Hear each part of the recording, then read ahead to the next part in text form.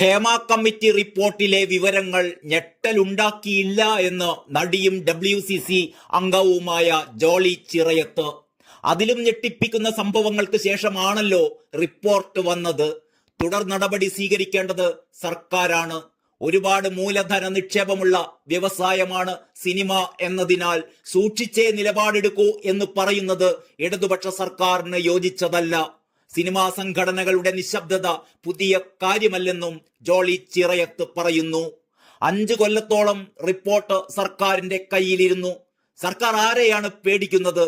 ഞങ്ങൾക്ക് പേടിയുണ്ടാവുന്നത് മനസ്സിലാക്കാം. കൂടെ നിന്ന് പിന്തുണ നൽകേണ്ട സർക്കാർ ആരെയാണ് ഭയക്കുന്നത്? ലൈംഗിക അതിക്രമമുണ്ടായാൽ സ്വമേധയാ കേസെടുക്കുകയാണ് വേണ്ടത്. കണ്ണിൽ പൊടിയിട്ട് മായ്ച്ചു കളയാൻ പറ്റില്ല.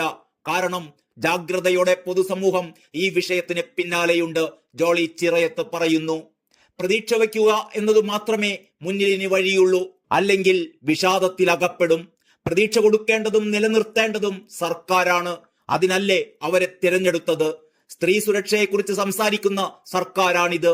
ഒരുപാട് മൂലധന നിക്ഷേപമുള്ള വ്യവസായമാണ് സിനിമ എന്നതിനാൽ സൂക്ഷിച്ചേ നിലപാടെടുക്കൂ എന്ന് പറയുന്നത് ഇടതുപക്ഷ സർക്കാരിന് ചേർന്നതല്ല. സിനിമാ സാംസ്കാരിക വകുപ്പ് മന്ത്രി സജി ചെറിയാൻ പറയുന്നത് കേൾക്കുമ്പോൾ നാണക്കേട് തോന്നുന്നു എന്നും കൂടി ജോളി ചിറയത്ത് പ്രതികരിച്ചു. അതേസമയം WCC നിർദ്ദേശിച്ചവരുടെ മൊഴിയാണ് ഹേമ കമ്മിറ്റി രേഖപ്പെടുത്തിയത് എന്ന് അമ്മയുടെ എക്സിക്യൂട്ടീവ് അംഗം കുക്കു പരമേശ്വരൻ ആരോപിച്ചു. കുറ്റാരോപിതരുടെ വാദം കേൾക്കാതെയാണ് റിപ്പോർട്ട് പുറത്തുവിട്ടിട്ടുള്ളത്.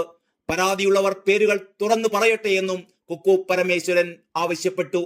അമ്മയിലെ ആഭ്യന്തര പരാതി പരിഹാര സെൽ സ്വതന്ത്രമായാണ് പ്രവർത്തിക്കുന്നത് എന്നും അമ്മ മുൻ എക്സിക്യൂട്ടീവ് കമ്മിറ്റി അംഗം കൂടിയായ കുക്കു പരമേശ്വരൻ അവകാശപ്പെടുകയുണ്ടായി. News desk Kalakaumudi.